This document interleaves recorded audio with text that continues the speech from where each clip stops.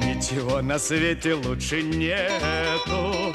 Энэ од хоёр бүкс батсаар байгаад толгойч гэж олгоо болчихсон бол тоо. Одоо Корей наярыг олон улсын шүүхэд өгнөгөндөө хаанхын ямар олон улсын шүүхэд ямар зүйл заалтаар өгөх гэж байгааг нь бодоод олсонгүй. Арбитрийн шүүх бол бүкс бөөрийн хэрэг шүүдэггүй. За шүүлээ гэж үзэхэд 7 сая вооны торгуулийн хэрэг шүүхүү. Тэгээд ч тэнд гэрээний зүйл заалт зөрчсөн эсхийг л шүүдэг. Одоо эргэж донтон Корей наяртай би танаа онгоцоор нисэхдээ үйлчлэгчийн чинь бүксийг бацсан шүү. Сүүлд нь олон долоо юм яриад байв гэж гэрээ хийгээгүй л байлтай. Хэрвээ тийм гэрээ хийсэн бол түүний зөв.